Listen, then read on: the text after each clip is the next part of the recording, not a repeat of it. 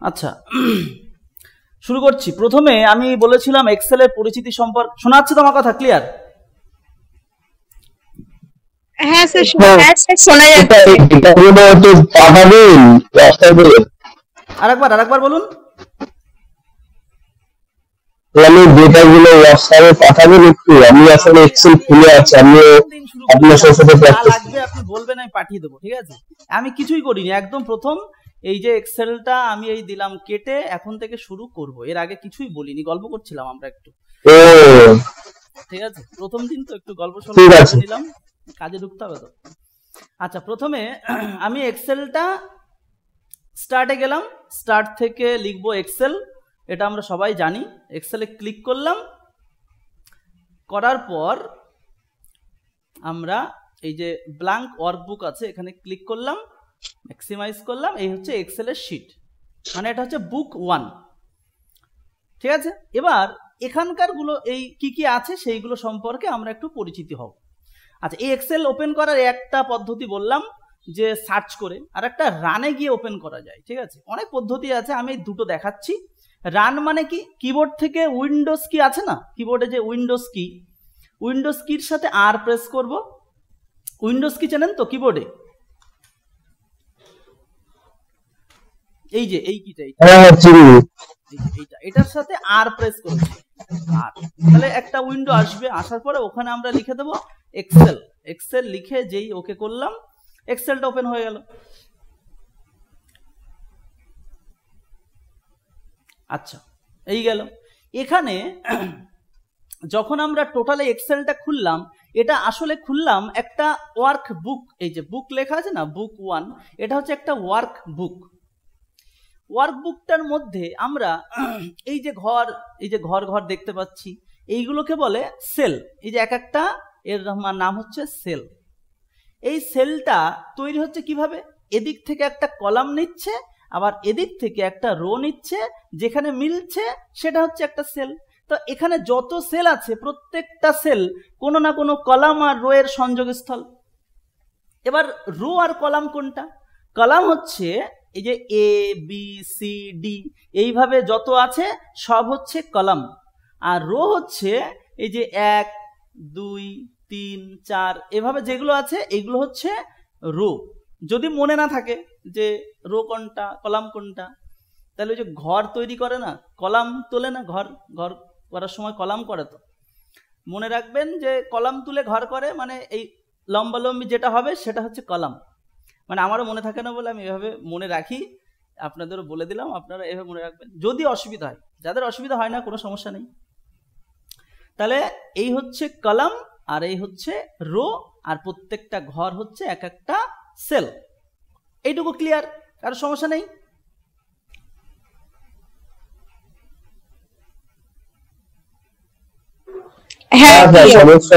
আচ্ছা, আমি যদি বলি আচ্ছা প্রথম কলামের নাম কি, তাহলে আমি বলবো এ, তাই তো?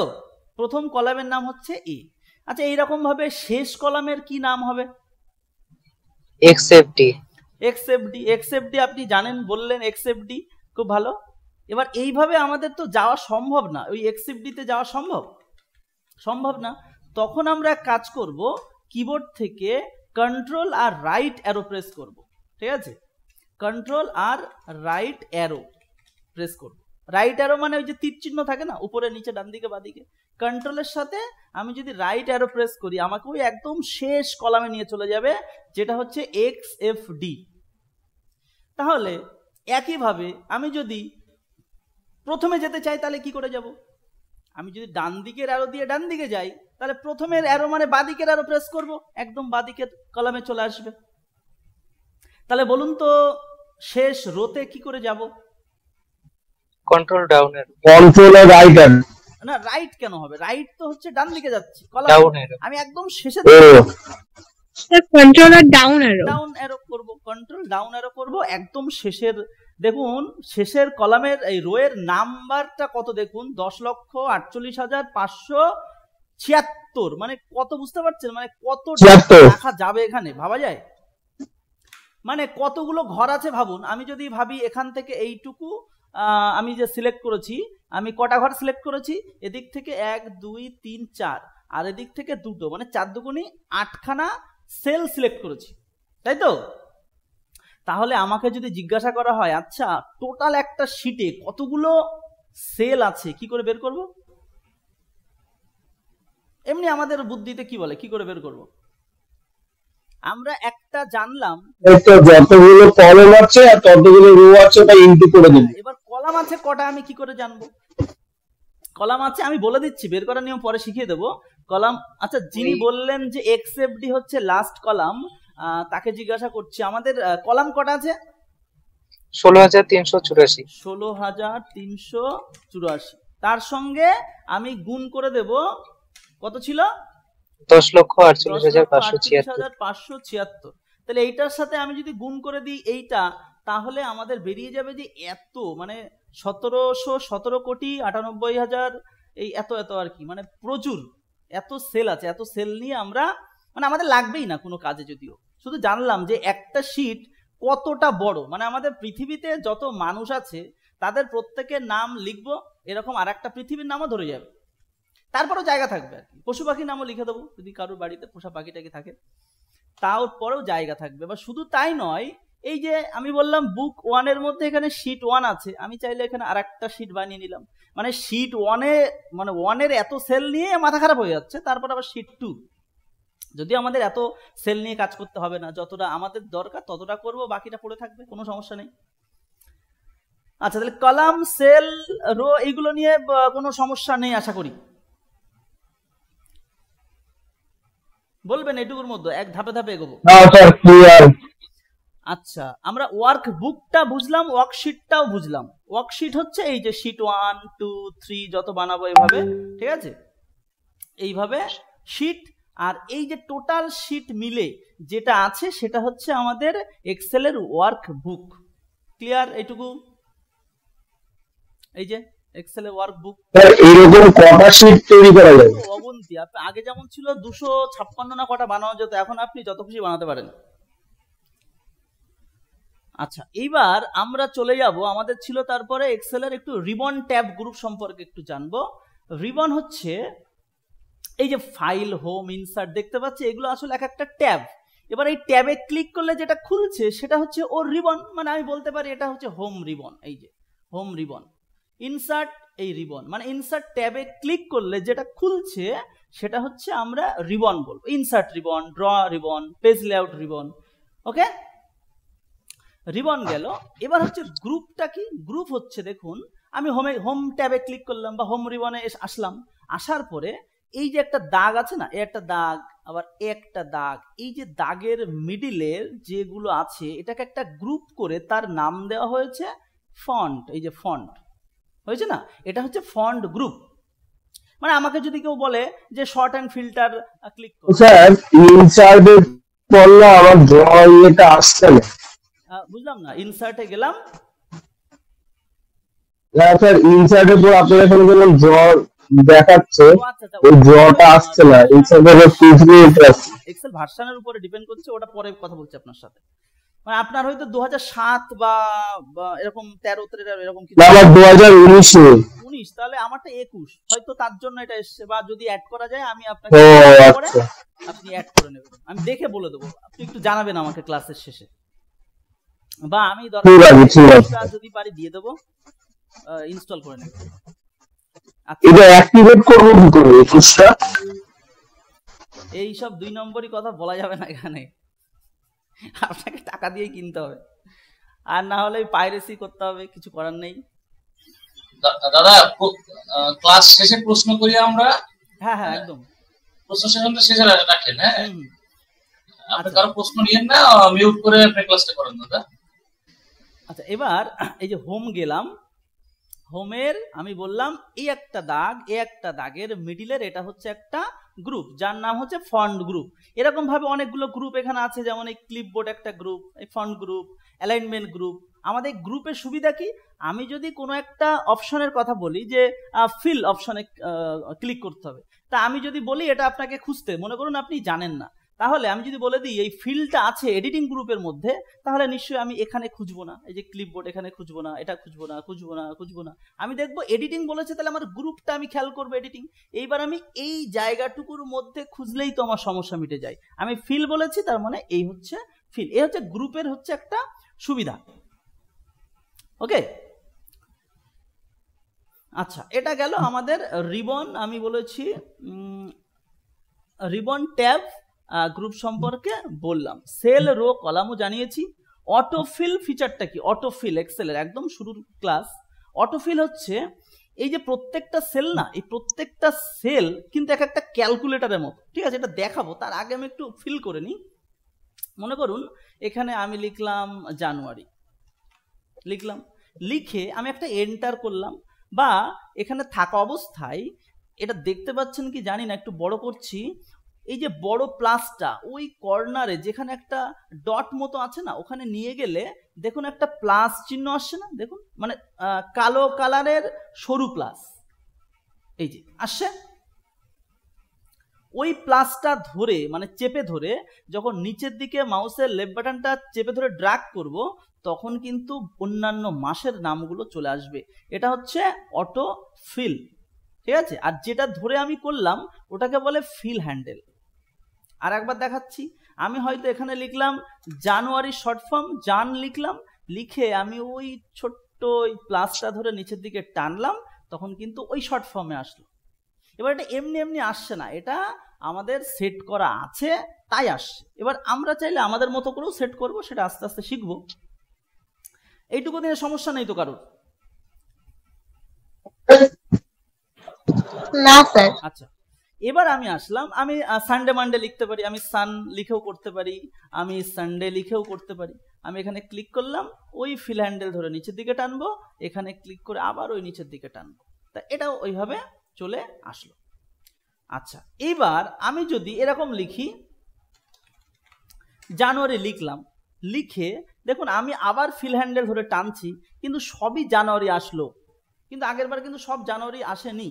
কেন আসেনি জানা আছে কারুর?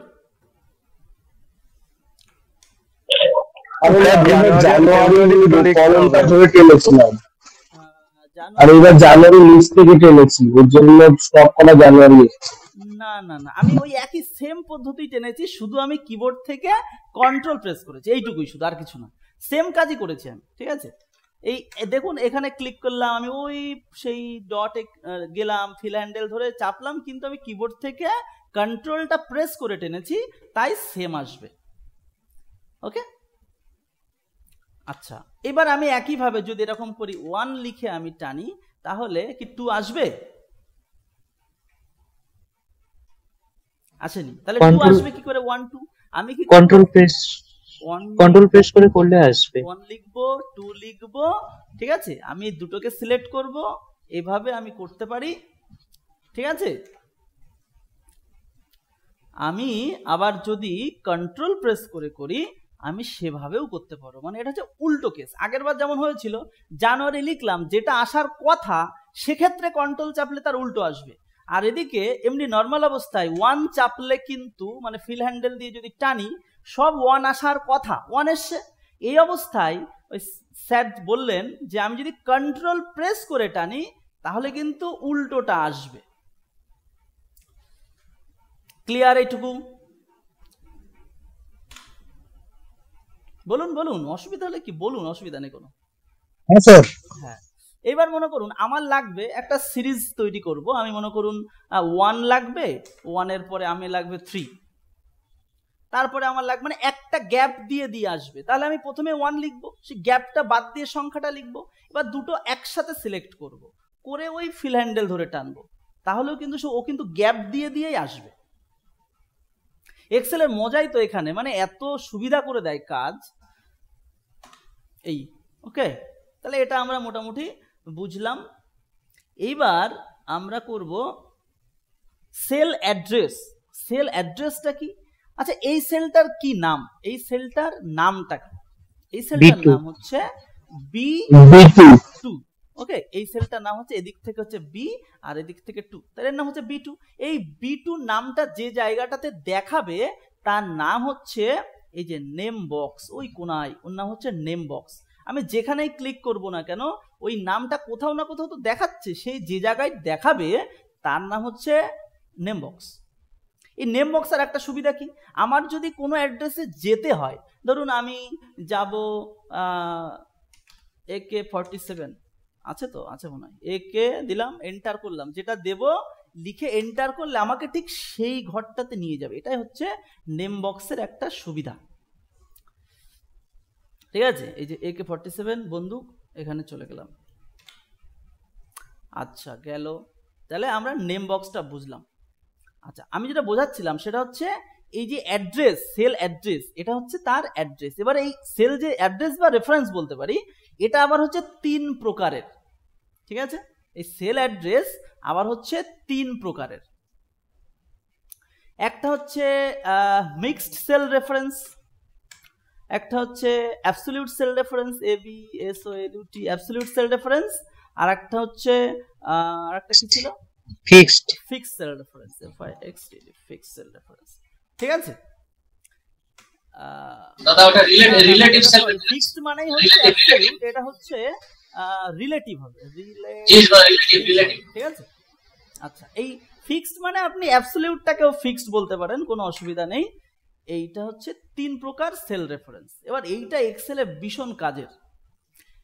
অ্যাবসলিউট সেল রেফারেন্স মানে যদি কোনো একটা সেল তার নাম হচ্ছে D1, এই যে D1, আচ্ছা আমি আগে রিলেটিভটা বোঝাই তাহলে সুবিধা হবে।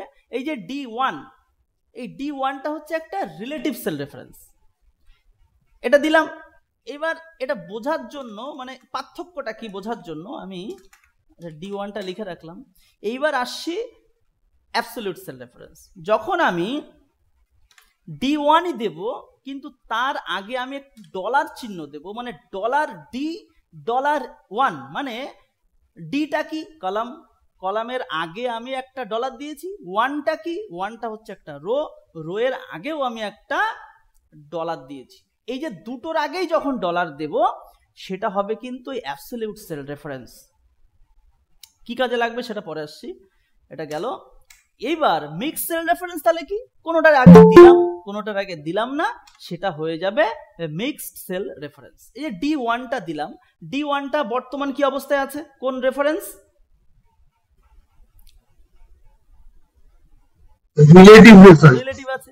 এবার আমি কিবোর্ড থেকে, আমি এমনি হাতে ডলার বসিয়ে দিতে পারি, কিবোর্ড থেকে ফাংশন কি যেগুলো আছে 1 2 3 4 12 পর্যন্ত, তার মধ্যে F4 যদি প্রেস করি একবার, তাহলে হবে অ্যাবসলিউট সেল রেফারেন্স। একবার F4 প্রেস করলে অ্যাবসলিউট সেল রেফারেন্স, ভালো কথা।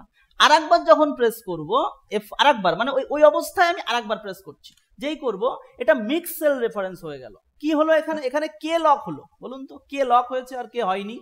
আমি একটু আগে বললাম যে ডলার যার আগে থাকবে সে লক হবে, স্যার রোটা লক হয়েছে, রোটা লক হয়েছে। আমি আরেকবার যদি ডলার দিই, মানে কি বলে F4 প্রেস করি, এবার কিন্তু কলাম লক হয়ে গেল, তাই তো? তো এটা হচ্ছে 3 প্রকার সেল রেফারেন্স। এবার এইটার কাজ আমি আগে আজকের ক্লাসগুলো দেখিয়ে নিই, এখন অনেক কিছু বাকি আছে, যদি থাকে তারপরে আমি এটা আজকেই বুঝিয়ে দিচ্ছি। ঠিক আছে, আচ্ছা এইটুকু নিয়ে কোনো সমস্যা নেই তো, শুরু থেকে এই পর্যন্ত? না স্যার। আচ্ছা বোঝা যাচ্ছে তো ক্লাস? হ্যাঁ বোঝা যাচ্ছে স্যার। গ্রুপের ওখানটা একটু যদি বলতেন ভালো হতো স্যার আরেকবার। গ্রুপ আমি বললাম যে এই যে হোমে ক্লিক করলাম, হোমের এখানে ঢোকার পরে মানে রিবনে আসার পর এই দাগটা দেখতে পাচ্ছেন, এই যে একটা দাগ দেখতে পাচ্ছেন, এই দাগ আর এই দাগ, এই যে দুটো দাগের মিডিলে যে অপশনগুলো আছে এগুলো মিলে একটা গ্রুপ করা হয়েছে, তার নাম দেওয়া হয়েছে ফন্ট। এই ফন্ট গ্রুপের মধ্যে এইগুলোই আছে, এইগুলোই ফন্ট গ্রুপের মধ্যে। বোঝা গেল? যিনি জিজ্ঞাসা করলেন গ্রুপটা কি? হ্যাঁ স্যার বোঝা যাচ্ছে স্যার। আচ্ছা এটা গেল। এবার এটা স্যার এটা তো স্যার ওয়ার্ডও আছে তো স্যার? ও আচ্ছা ওয়ার্ড, মাইক্রোসফট ওয়ার্ডও আছে। হ্যাঁ মাইক্রোসফট ওয়ার্ডও আছে। হ্যাঁ সেটা বলছি স্যার, এটা ওয়ার্ডও আছে স্যার এটা। আচ্ছা এবার হচ্ছে স্ক্রল বারটা বোঝাবো। স্ক্রল বারটা কি? স্ক্রল বার আমরা আগেও জানি। স্ক্রল হচ্ছে এই যে যেটা ধরে আমরা এই টানছি, এটা হচ্ছে স্ক্রল। স্ক্রল বার হচ্ছে 2 প্রকার, একটা ভার্টিক্যাল আর একটা হরিজন্টাল। এইটা হচ্ছে আপনার ভার্টিক্যাল আর একটা হচ্ছে হরাইজন্টাল।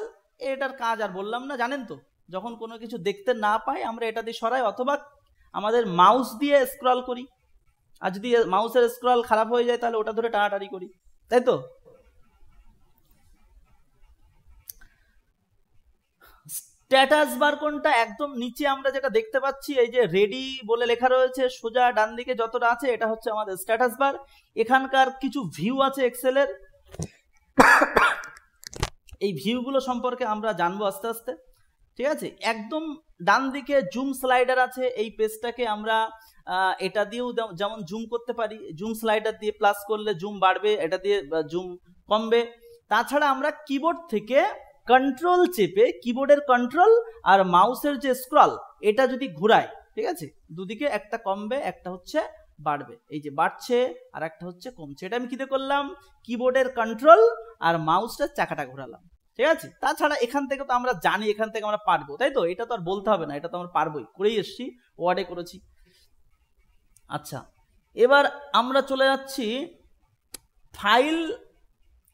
ফাইলের মধ্যে নিউ, ওপেন আর ক্লোজ, এটাও আমরা জানি। তাও নিউ হচ্ছে এই যে আমি একটা কিসে কাজ করছিলাম, বুক 1-এ কাজ করছিলাম।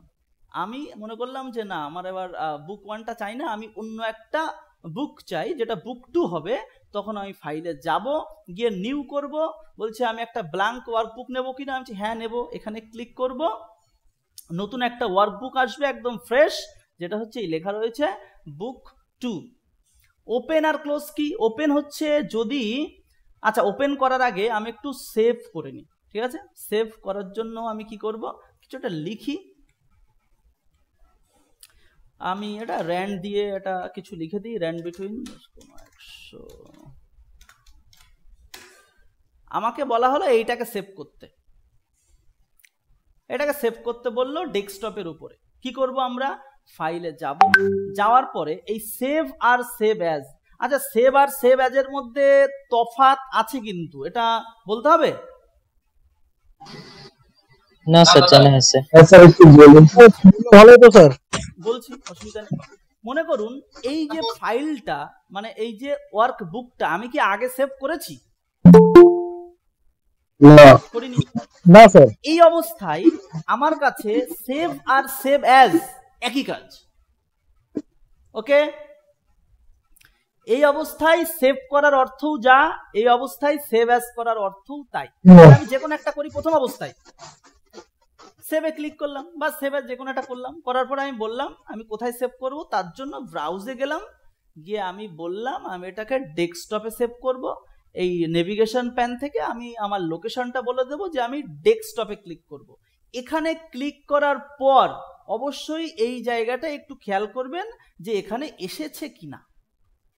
এসছে, এই যে আমি এখানে ডেস্কটপে ক্লিক করেছি বা এখানে ডকুমেন্টে ক্লিক করলাম, এখানে ডকুমেন্ট এসছে, মানে এখানে আসা নিয়ে কথা। এবার দেখা গেল কোনো সময় আমি এখানে ক্লিক করেছি, ভুলবশত ক্লিকটা হয়নি, আমি সেভ করে দিলাম, তাহলে এখানে যে অপশন সিলেক্ট অবস্থায় থাকবে না, এখানে যা থাকবে সেখানেই সেভ হয়ে যাবে। তা আমি বললাম কোথায় সেভ করব, ডেস্কটপে, তাই আমি এখানে ডেস্কটপ ক্লিক করেছি, এখানে খেয়াল করলাম, এক ঝলক দেখে নিলাম, হ্যাঁ ডেস্কটপ এসছে, কোনো সমস্যা নেই। এবার আমি একটা নাম দেব, নামটা কোথায় দেবো, এই ফাইল নেম, এখানে একটা নাম দেব, আমি দিলাম টুডে এক্সেল ক্লাস বলে নাম দিলাম, দিয়ে সেভ করে দিলাম, সমস্যা নেই এইটুকু। নর্মাল সেভ করলাম, সেভ অ্যাজ আর সেভের আমি যে কোনো একটা অপশনে ঢুকেছি, ঢুকে আমি এখান নেভিগেশন প্যান থেকে বলেছি কোথায় সেভ করব, এক ঝলক এখানে একটু তাকালাম, কি নামে সেভ করব এখানে দিলাম, পরে সেভে ক্লিক করে দিলাম, আমাদের এটা সেভ হয়ে গেল। কি সমস্যা, সেভ হয় না কেন? এখানে হ্যাং হয়ে গেল নাকি মেশিন? আচ্ছা, সেভ হয়ে গেল, হ্যাং হয়ে গেছিল, হয়েছে তো। এইবার আমি কি করব, এটা তো আমি প্রথমবার, মানে আমি এর আগে সেভ করিনি, সেই অবস্থায় সেভ করলাম, তাহলে এই অবস্থায় সেভ আর সেভের একই অর্থ, সেভ করলাম। এইবার তাহলে সেভ আর সেভের পার্থক্যটা কোথায় হবে? এবার ধরুন এই লেখাটা আমার ছিল, এই অবস্থায় আমাকে বলল এখানে আরো কিছু জিনিস অ্যাড করতে, এটা কিন্তু সেভ করা ফাইল, জানুয়ারি লিখলাম, লিখে আমি এখান থেকে টেনে দিলাম, এইটা আমি নতুন অ্যাড করলাম, সেভ করা ফাইলের মধ্যে আমি এইটা নতুন অ্যাড করলাম। এই অবস্থায় আমি সেভ করব না সেভ অ্যাজ করব, এইবার হচ্ছে বিষয়। আমি যদি সেভ করি তাহলে নতুন কোনো উইন্ডো আসবে না। এই যে সেভে ক্লিক করলাম, আমার কিন্তু সেভ করার জন্য কোনো উইন্ডো এলো না। তাহলে কি হলো, আমি যে টুডে এক্সেল ক্লাস বলে সেভ করেছিলাম যে ফাইল, তার মধ্যেই এইটা আপডেট হয়ে গেল। মানে এইটুকু তো ছিলই, তার সাথে এইটা আপডেট হয়ে গেল। ক্লিয়ার? হ্যাঁ স্যার। বাকিটা একটু বলুন স্যার। আরেকবার একটু বলবেন, এটা বুঝতে পারলাম। কোন জায়গাটা বলবো, কোন জায়গাটা? এই যে জানুয়ারি ফেব্রুয়ারি লিখে সেই অ্যাডটা আসলো না কেন? এই সেভটা আসলো না। আরেকবার, উইন্ডোটা আসলো না কেন? হ্যাঁ, ওই সেভ আছে। আমি বললাম আবার নতুন করে আরেকটা ফাইল তৈরি হয়ে যাবে না? হ্যাঁ, আমি প্রথমে এইটুকু লিখেছিলাম, লেখার পরে আমি বলেছিলাম সেভ আর সেভ অ্যাজ যে কোনো একটা ক্লিক করলে একটা উইন্ডো আসতো, এরকম একটা উইন্ডো আসতো, মানে এরকম, মানে এই পেজটা আসতো, এরকম একটা উইন্ডো আসতো। প্রথমবার এসেছিল তো, ওখানে গিয়ে আমি বলে দিয়েছিলাম যে একটা ফাইল নেম দিয়ে সেভ করতে, তো আমি সেভ করে দিয়েছিলাম। ও বুঝে গেল যে এখানে আমি যা লিখবো, হাবিজাবি যাই লিখি না কেন, আমাকে ওই এক্সেল কি লাইভ ক্লাস না কি লিখেছি ওইটার মধ্যেই সেভ হবে, ওটাও আমি বুঝিয়েছিলাম। এবার ও তাই বুঝে বসে আছে। এইবার আমি যখন ওই ফাইলটাই তো খুলে বসে আছি, পাশে আমি এই জিনিসটা অ্যাড করেছি, এই জিনিসটা অ্যাড করেছি, আরো কিছু অ্যাড করলাম। এইবার আমাকে সেভ করতে হবে, তো এটা তো সেভ করা নেই, আমি এইটুকু সেভ করেছিলাম, তারপরে যে আমি এইটুকু লিখলাম সেইটুকু তো আর সেভ করা ছিল না। এবার আমি বলবো যে তুমি এক কাজ করো, এর এইটুকুর পাশাপাশি এই সবগুলোকেও সেভ করে দাও। তখন আমাকে শুধু সেভে ক্লিক করতে হবে, শুধু সেভ, যে আগে আমি যেখানে সেভ ওখানেই সেভ করতে হবে, তাহলে সেভ। এটুকু বোঝা গেল? মানে পুরানো যেখানে সেভ করেছিলাম সেখানে যদি আবার সেভ করতে হয় তাহলে শুধু সেভ। এইবার তাহলে সেভ অ্যাজ কখন? সেভ অ্যাজ হচ্ছে আমি বললাম যে আমি যে পুরানো নামে সেভ করেছিলাম, পুরানো লোকেশনে সেভ করেছিলাম, তার কোনোটা যদি চেঞ্জ করতে হয়, যে আমি বলেছিলাম আগেরবার ডেস্কটপে সেভ করেছিলাম, আমি না এবার আমি ডেস্কটপে সেভ করব না, আমি এবার ডকুমেন্টে সেভ করব। তখন আমি যতই এই ফাইলে সেভে ক্লিক করি, আমার কি ওই উইন্ডোটা আসবে? সেভ অ্যাজ উইন্ডোটা কি আসবে? আসবে না তো। তখন আমাকে এই সেভ অ্যাজ এ ক্লিক করতে হবে, করে বলতে হবে এটা আমি অন্য কোথায় সেভ করব। মানে এই উইন্ডোটা আরেকবার আসলো, আমি বললাম এবার আমি কিন্তু ডকুমেন্টে সেভ করব। কি নাম? এই নাম, কোনো সমস্যা নেই, সেভে ক্লিক করে দিলে ও কিন্তু এবার ডকুমেন্টে সেভ হয়ে যাবে। ক্লিয়ার?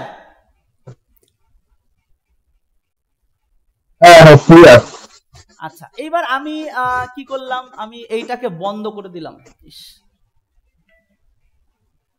এইটাকে আমি বন্ধ করে দিলাম। কি করে বন্ধ করব? আমি যদি মনে করি ক্লোজ করব, আমি ক্লোজ করে দেবো এখান থেকে। যে খোলা ছিল যে ফাইলটা, মানে যে কাজ করছিলাম আমরা যে নাম্বারগুলো দিয়ে, সেইটা বন্ধ হয়ে গেল, এটাও বন্ধ করে দিলাম। এটা বলছে আগে একটা খোলা ছিল। এই যে ক্লোজ করলাম, এই যে ক্লোজ করলাম, এই ক্লোজ আর এখানকার ওই কোনায় যে ক্লোজ, এই ক্লোজের মধ্যে তফাৎ আছে কিন্তু। এই যে ক্লোজ একদম ডান দিকে কোনায় আর এই যে ক্লোজ, এই দুটোর মধ্যে একটা তফাৎ আছে। তফাৎটা কি? একটা হচ্ছে টোটাল সফটওয়্যারটাই বন্ধ হয়ে যাবে, আর হচ্ছে শিটটা বন্ধ হয়ে যাবে। আমি যদি ওই কোনার থেকে ক্লোজ করি তাহলে টোটাল এক্সেলটা বন্ধ হয়ে যাবে, আর আমি যদি এখান থেকে করি, ফাইল থেকে ক্লোজ করি, তাহলে শুধু এই যেটা কাজ করছিলাম সেটা বন্ধ হবে, কিন্তু সফটওয়্যারটা খোলা থাকবে। এবার আমি ফাইলে গেলাম, গিয়ে যে রিসেন্ট বলে একটা অপশন রয়েছে, যে আমি রিসেন্টলি কোন ফাইলগুলোতে কাজ করছিলাম সেইগুলো আমার এখানে দেখাবে। আমার যেটা দরকার, আমি এই যে একটা লেখা দেখুন ডকুমেন্ট, মানে এটা আমি ডকুমেন্টে সেভ করেছিলাম, এইটা ডেস্কটপ, আমার কোনটা লাগবে? আমি বললাম আমি ডেস্কটপে যেটা ছিল সেটা আমি ওপেন করব। তাহলে রিসেন্টে তো আমি দেখতেই পাচ্ছি, এখান থেকে ক্লিক করেই আমি ওইটা ওপেন করতে পারি। ওকে, আচ্ছা, এবার আমি স্ট্যাটাস বারের কিছু কাজ একটুখানি দেখাবো। কাজ না, অটোমেটিকই হয়। আমি এই নাম্বারগুলো ধরুন সিলেক্ট করলাম, করে আমি যদি একটু স্ট্যাটাস বারের দিকে তাকাই, দেখুন এখানে বলে দিচ্ছে সাম, মানে এই সংখ্যাগুলোকে যদি আমি যোগ করি, আমি কিন্তু কিছুই করিনি, ও এমনি বলে দিচ্ছে এই কটার যদি আমি যোগ করি তাহলে হবে 410। এখানে যত সংখ্যা আছে তার মধ্যে সব থেকে বড় সংখ্যা হচ্ছে 91, সব থেকে ছোট হচ্ছে 16, আর এখানে টোটাল সংখ্যা আছে 8টা, মানে এরকম করে 1 2 3 এরকম করে 8টা সংখ্যা আছে। আর এই সংখ্যাগুলোর যদি আমি অ্যাভারেজ বের করি তো সেটা হবে এই যে নাম্বারটা। এটা একটা সুবিধা আছে। আর এখানে যদি মনে করি আমার কিছু এক্সট্রা দরকার হয়, আমি এখানে রাইট ক্লিক করব, যদি মনে হয় যে আমার এই যে টিক করা আছে এই অপশনগুলো আমার দরকার না, সেগুলো আমি তুলে দেবো, তাহলে এখান থেকে উঠে যাবে। আমার মনে করুন যোগটা আমার দরকার নেই, তাহলে এখানে কোথাও না কোথাও সাম আছে, সাম সাম সাম, এই যে সাম টিক মারা, এই টিকটা আমি তুলে দিই, দেখুন এখান থেকে ওই সাম আর হবে না, এখানে সাম অপশন উঠে গেছে। ঠিক আছে, তাহলে আমার ওই সূত্র দেওয়ার যোগ করার দরকার পড়ে না, মানে ছোটোখাটো যে যোগ করার দরকার সেইগুলো আমার আর যোগ করতে লাগে না। আমি এখানে সিলেক্ট করলেই আমার এখানে দেখিয়ে দিত, এখন আর দেবে না কারণ আমি তো তুলে দিয়েছি। আবার যদি দরকার হয় আমি এখানে রাইট ক্লিক করব, এই সামে ক্লিক করে দেব, সমস্যা মিটে গেছে। এখন থেকেই যোগফলটা এখানে আসবে। ক্লিয়ার?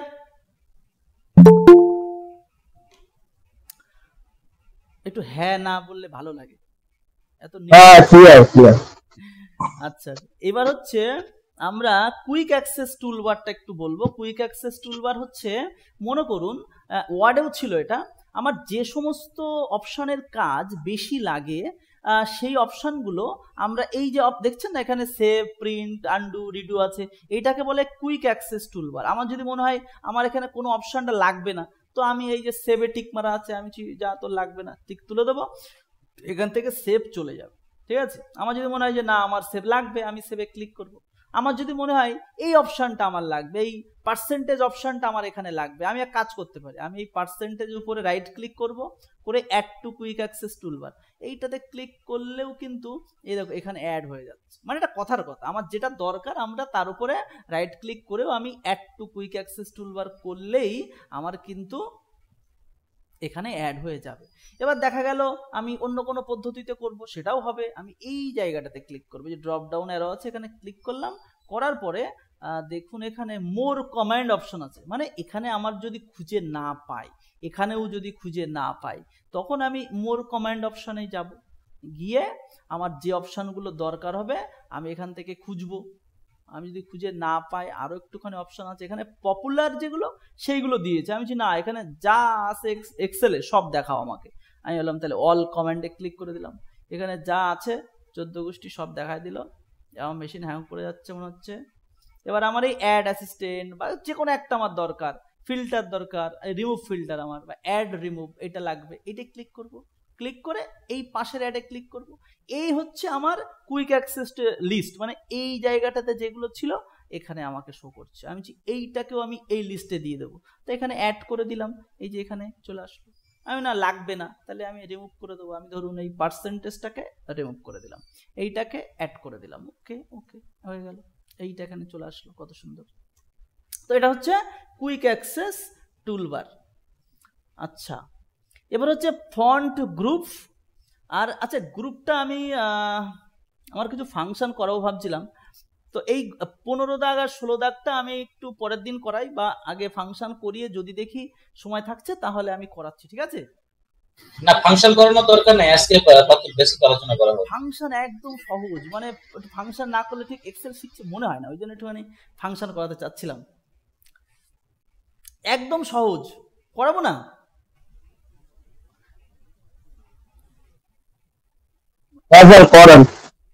এই ক্লিপবোর্ড গ্রুপ তো ওয়ার্ডেও শিখেছেন, কি করবো তাহলে, মানে পরপর করব নাকি একটু ফাংশন একটু মানে না করলে একটু মনে শান্তি পায় না আর কি? নিয়ে কথা বললে ভালো হয়। আচ্ছা, তাহলে আমি একটু ফন্ট গ্রুপে যাই, কি আর করবো, দেখা যাক কতটা শেষ করতে পারি। তা আমরা ফন্ট গ্রুপ হচ্ছে এই যে ফন্ট গ্রুপ, এইগুলো আমরা ওয়ার্ডেও শিখেছি, তাও এখানে আমি আরেকবার বলে দিচ্ছি।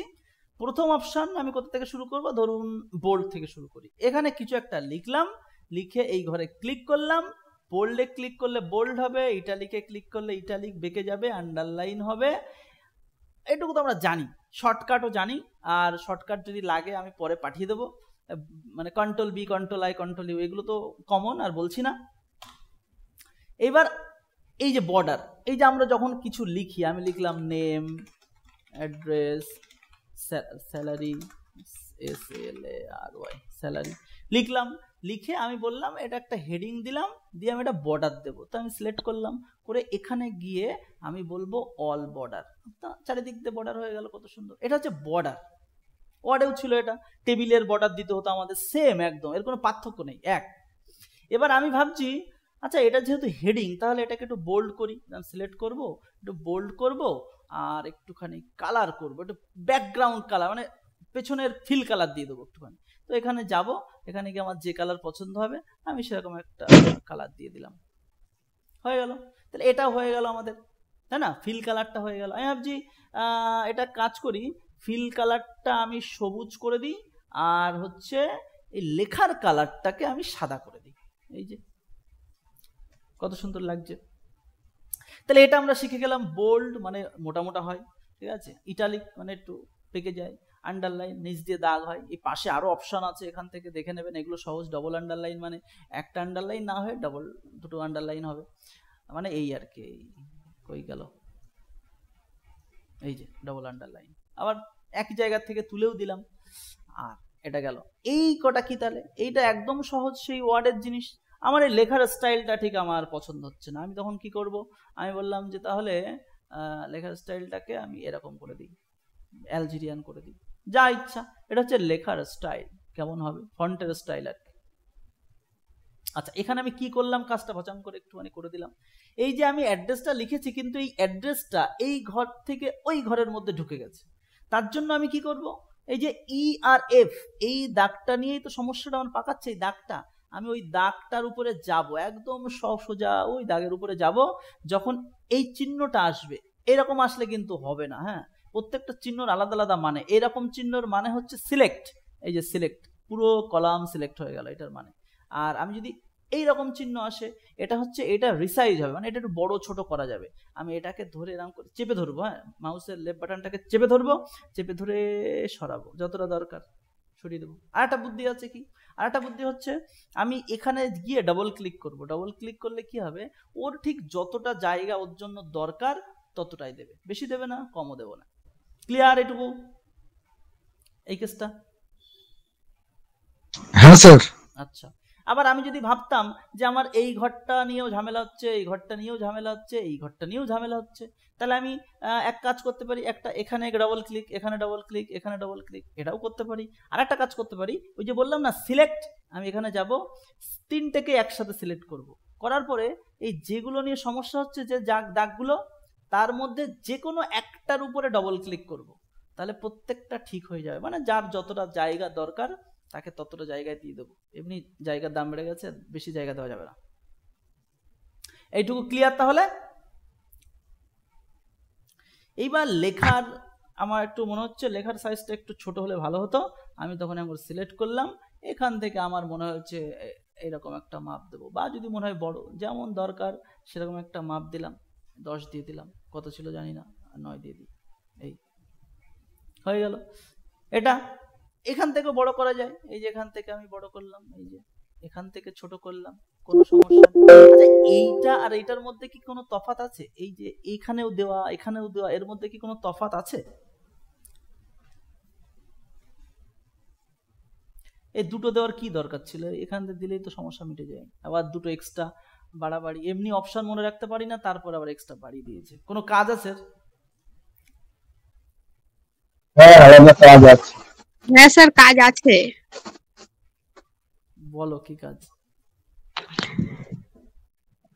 যেটা লেখা আছে সেটা হচ্ছে যে মেলের ফন্ট সাইজ গুলো বাড়ায়, যেটা 11 12 লেখা ওটা হচ্ছে সেলের সাইজ গুলো বাড়িয়ে।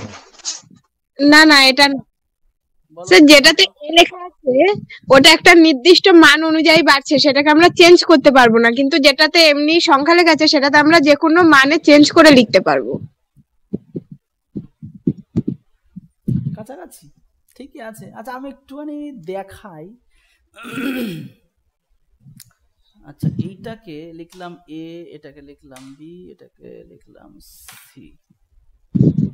আমি এর 11 আছে, আমি বিটাকে আমি করে দিলাম 20, এবার আমি সিটাকে আমি করে দিলাম, আচ্ছা এইটা আছে কত, এটা 11 লিখলাম 11, বি আছে 20 লিখলাম, সি আছে এটাকে আমি করে দিই 16, এটা করে দিলাম 16। এবার আমি এইটাকে সিলেক্ট করলাম, করে আমি এখান থেকে বললাম যে 10, এটা কত হলো 10, এটা কত হলো 10, এটা কত হলো 10, সবাই 10 হয়ে গেছে। এইবার আমি করলাম এইটা, ঠিক আছে, এইটা কিন্তু এক্সেল ঠিক করেনি, এটা হচ্ছে ওয়ার্ডে করেছে, যেটা আমি একটু দেখিয়ে দিই সমস্যাটা, দেখাবো এখানে পার্থক্যটা বোঝাতে পারলাম না। হ্যাঁ স্যার দেখিয়ে দিন। এখানে দেখাচ্ছি, এটা এক্সেলে মনে হয় না, কিন্তু ওয়ার্ডে কিন্তু হয়, মানে এই পার্থক্যটা মনে হয় এক্সেল এখানে নেই। আমি যেটা বলতে চেয়েছিলাম, একটা লিখেছিলাম এ, একটা লিখেছিলাম বি, একটা লিখেছিলাম সি, এর একটা মাপ দেব, এর অন্য একটা মাপ দিলাম। হ্যাঁ, এইবার আমি এখান থেকে সিলেক্ট করে আমি এইটা দিয়ে বাড়ি, হ্যাঁ এখানে কিন্তু হচ্ছে, কি হচ্ছে, আমি তিনটেই সিলেক্ট করেছি, যে যেমন ছিল তার লেভেল থেকে বাড়ছে, এইটা এই মাধ্যমে ইনক্রিজ করলে দেখুন, এর যা সাইজ ছিল সেখান থেকে বাড়ছে, বির যা সাইজ ছিল সেখান থেকে বাড়ছে, আর সির যা মাপ ছিল সেখান থেকে বাড়ছে। আর আমি যদি এইটা করে দিতাম তাহলে সব সেম হতো, এক্সেল ওই সেমটাই করে দিচ্ছে দুটো অপশানেই। এটা আমাদের দোষ না, এটা এক্সেলের দোষ। হয়েছে না, বোঝা গেল কেসটা আমি কি বলতে চাইলাম?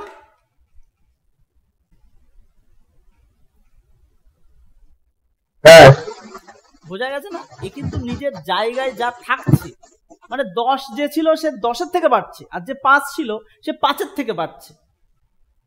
এই হচ্ছে এই অপশনটা এখানে দিয়েছে, মানে এটা কাজ হচ্ছে, কিন্তু এক্সেলের আপনাদের ভার্সনে কাজ হবে কিনা জানি না, আমার 21-এ কাজ হচ্ছে না, এই হচ্ছে কথা, হলে ভালো হতো, যাই হোক।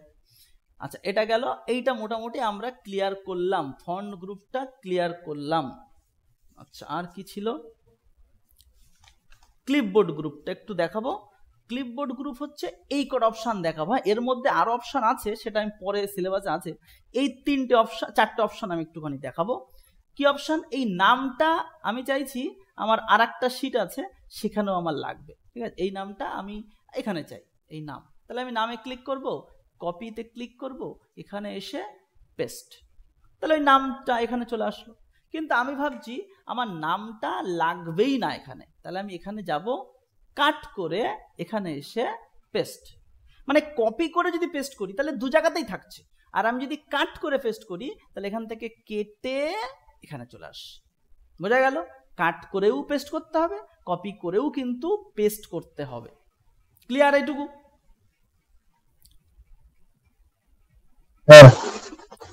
না বুঝলে বলবেন। আচ্ছা এবার কি করব, এবার আমরা চলে যাব এই অপশনটার কাজ, এই অপশনটা ফরম্যাট পেইন্টার। কি কাজ, ফরম্যাট পেইন্টারের কাজ হচ্ছে, আচ্ছা এই যে অ্যাড্রেস, এই কথাটা লিখেছি আমি, এখানে লিখলাম ফোন নাম্বার, ঠিক আছে, এই ফোন নাম্বার আর অ্যাড্রেসের মধ্যে স্টাইলটা কি সেম না? আমি কি করব, অ্যাড্রেসে ক্লিক করব, ফরম্যাট পেইন্টারে ক্লিক করব, আর এখানে এসে এই ম্যাজিক লাঠিটা ছুঁয়ে দেব, তাহলে এই সেম স্টাইল এখানে হয়ে যাবে। বোঝা গেল?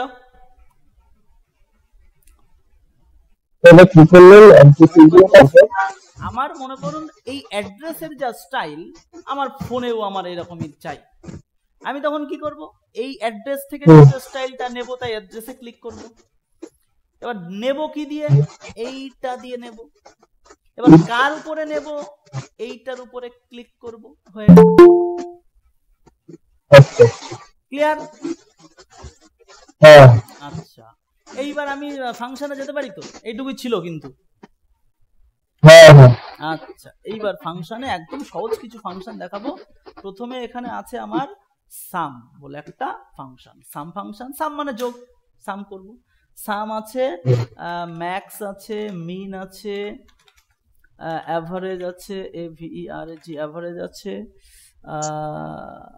নাও আছে, টুডে আছে, এটা দেখিয়ে নি আগে। সাম মানে কি, যোগ। আমাকে বললো এখান থেকে 1 2 3 6 এগুলো যোগ করতে হবে। আমি কি করব, আমি আচ্ছা, আমি সব রকম ভাবে যোগ করার পদ্ধতিটা বলছি, আপনার যেভাবে দরকার আপনি সেভাবে করবেন। হ্যাঁ, আমি একটার ক্ষেত্রে সবকটা বলে দিচ্ছি, সামের জন্য সব নিয়ম বলে দিচ্ছি। প্রথমে আমি লিখবো সমান সমান, বাংলা নিয়ম যে কোনো দুটো সংখ্যা যোগ করে দেবো। আমি এইটা দেখাচ্ছি না, হ্যাঁ এইটা আপাতত দেখাচ্ছি না, পরে দেখাচ্ছি। আমাকে বললো 20 আর 30 যোগ করতে, আমি লিখবো 20 যোগ 30, এটা তো সাম করতে পারি। সমান সমান সমান সমান 20 যোগ 30, এন্টার করলে আমার 50। আমি সমান সমান যে কোনো কিছু, আমি 6 যোগ 52, এন্টার করলেই হচ্ছে। তো এটা একটা যোগ করার পদ্ধতি গেল। আমি বলেছিলাম একটু মানে শুরুতে যে প্রত্যেকটা সেল কিন্তু এক একটা ক্যালকুলেটরের মতো কাজ করে, বলেছিলাম এই কথা। মানে শুধু সমান সমানটা মানে দিলেই হবে, তাহলেই ক্যালকুলেটর। যে কোনো সংখ্যা যোগ বিয়োগ গুণ ভাগ আমি 50 ভাগ 5 করলেও আমার সমস্যা মিটে যাচ্ছে। এটা হচ্ছে একটা ক্যালকুলেটরের মতো। এইবার আমি এই সাম দিয়ে যদি করি, না সাম দিয়ে করার আগে আমি আর একটা কাজ করছি। এই যে সংখ্যাগুলো আমি দুটো কমিয়ে দিলাম, আমাকে এই তিনটে সংখ্যার যোগফল করতে বলেছে। আমি এরকমও তো করতে পারি, সমান সমান 3 যোগ 6 যোগ 56 করতে পারি, এন্টার, উত্তর কিন্তু 65 আসবে। এবার আমি যদি এই 3-এর জায়গায় আমি যদি 10 করে দিই, তাহলে এই 65টা চেঞ্জ হবে? না, হবে না। তাহলে আমাকে এই পদ্ধতিটা তো আমার জন্য সবসময় ঠিকঠাক হবে না। তাহলে আমরা কি করব? আমরা লিখবো এরকম, এই সেলটার কি নাম? E4। আমি লিখে দেব E4, বা আমি ওই ঘরে ক্লিকও করতে পারি, যোগ, এই ঘরে ক্লিক করতে পারি, যোগ, এই ঘরে ক্লিক করতে পারি। এইরকম করে আমি সেলের নামটা দিলাম। তাহলে ওর সুবিধা কি হচ্ছে? ও যোগ করছে সংখ্যাকে না, ও যোগ করছে E4 এ যে সংখ্যাটা আছে তার সঙ্গে, E5 এ যে সংখ্যাটা আছে তার সঙ্গে, E6 এ যে সংখ্যাটা আছে সেই সংখ্যাটা যোগ করছে। সুবিধা কি? আমি যদি এখন এই সংখ্যাটা চেঞ্জ করে দিই, ও কিন্তু এটাও চেঞ্জ করে দেবে। তাহলে আমার কত সুবিধা হলো? এখানে চেঞ্জ করব, ও আমার এখানে কাজটা করে দেবে, এটাই সুবিধা। এটা গেল। আর আমি যদি ফাংশন ইউজ করি, সামের মধ্যে যাব, গিরাম করে টেনে দিলেই আমার সমস্যা মিটে যাবে। এটা আরো সুবিধা, তাই তো? কি করলাম? সমান সমান সাম ফার্স্ট ব্র্যাকেট শুরু, এই ঘর মানে যে সংখ্যাগুলো যোগ করতে হবে আমি সেই সংখ্যাগুলো টেনে দেব। ব্র্যাকেট বন্ধ করলেও হবে, না করলেও হবে, তাও ভদ্রতার খাতিরে আমরা একটু ব্র্যাকেটটা বন্ধ করেই দিলাম। এন্টার করলাম, বেরিয়ে গেল। লাস্ট পদ্ধতি, লাস্ট পদ্ধতি হচ্ছে এই সেলটার কি নাম? E4। এই সেলটার নাম কি? E5, E6। কিন্তু তিনটে সেলের কি কোনো নাম আছে একসাথে? ওটা সেট করা যায়, সেটা তো জানি না। এইবার আমরা কি করব? আচ্ছা, আমি আর বলেছিলাম যে এই প্রত্যেকটা সেলের নাম কোথায় দেখাই? নেম বক্সে। Name box. আমি ওই নেম বক্সে একটা ক্লিক করে ধরুন নাম লিখে দিলাম শাবনূর, লিখলাম, লিখে এন্টার করলাম। তাহলে এখন এই তিনটে সেলের নাম একসাথে শাবনূর হয়ে গেল। তো আমি ক্লিক সিলেক্ট করুন, দেখো ওই যে দেখাচ্ছে। আমি এই ঘরে ক্লিক করলে যদি D3 দেখাই, এখানে ক্লিক করলে যদি E4 দেখাই, আমি তিনটে একসাথে সিলেক্ট করলে তার নাম দেখাবে শাবনূর, মানে এর নাম আমি করে দিলাম শাবনূর। এইবার আমি সাম লিখব, লিখে এই সাম লিখব, তার মধ্যে যদি আমি এখন ওই শাবনূর লিখে দিই, তাহলে কিন্তু লিখেনি নাকি? শাবনূর বানান কি ভুল? এই যে শাবনূর লিখে দিলাম, লিখে আমি যদি এন্টার করি তাহলে কিন্তু আমার উত্তর আসবে। বোঝা গেল?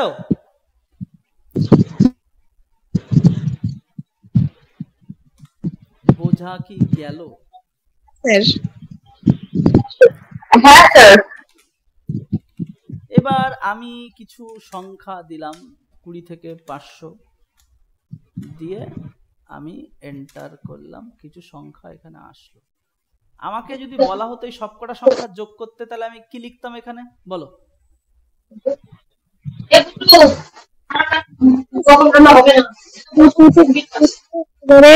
বুঝলাম, শুনতে পাইনি আরেকবার। স্যার ইকুয়াল টু সাম 9 পর্যন্ত একবারে সিলেক্ট করলে হবে, অথবা এই পুরোটার নাম দিয়ে করলেও হবে। আচ্ছা আমি তাহলে এখান থেকে টেনে দিলাম, এখান থেকে টেনে দিয়ে আমি করে দিলাম এন্টার, তাহলে টোটালের যোগফলটা বেরোলো। হ্যাঁ তো স্যার।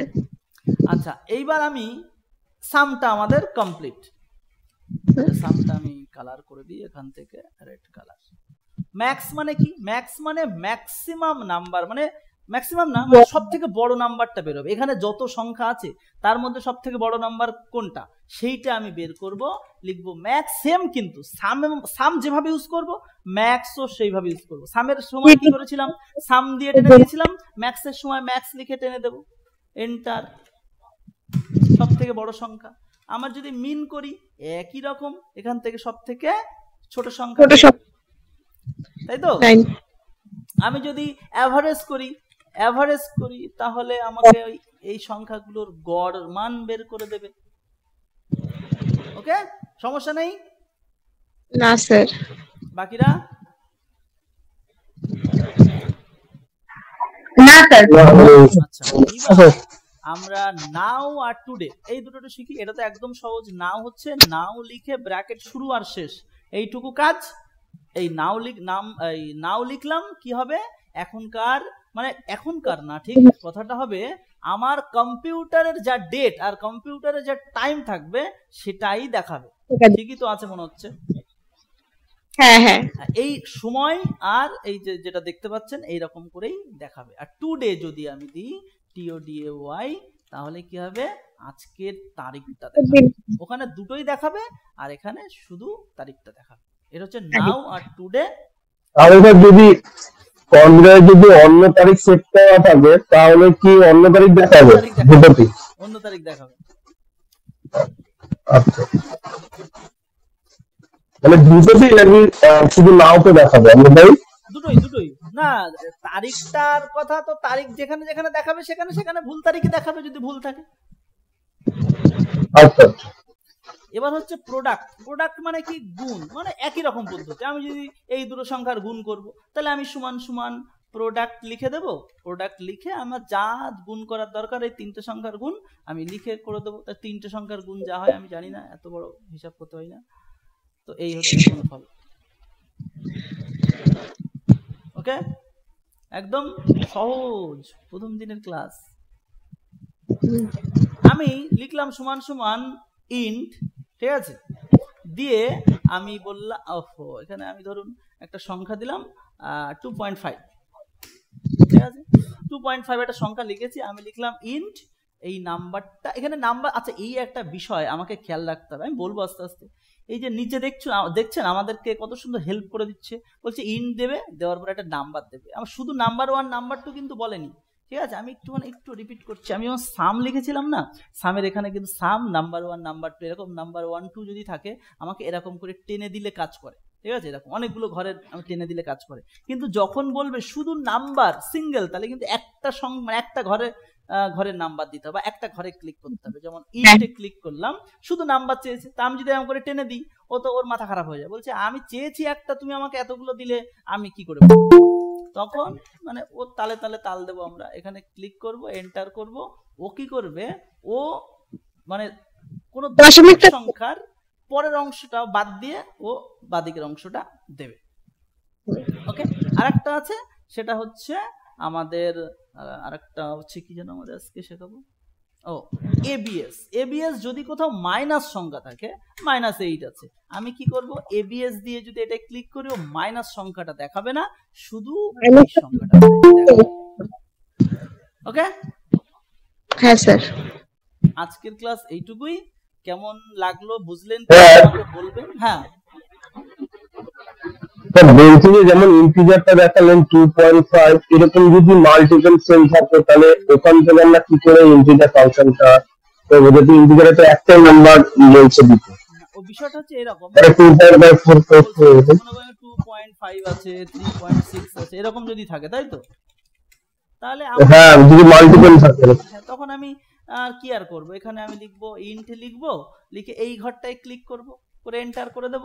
এবার ওই ফিল হ্যান্ডেলটাকে ধরে নিচে টেনে দেব, ও তাহলে বাকিগুলো করে দেবে। আসবো আমরা পরের ক্লাসে এগুলো আলোচনা করব, ঠিক আছে? বোঝা গেল? হ্যাঁ স্যার। আচ্ছা তাহলে আর কি গুড নাইট। ইভিএস এর ক্ষেত্রে কি তাই?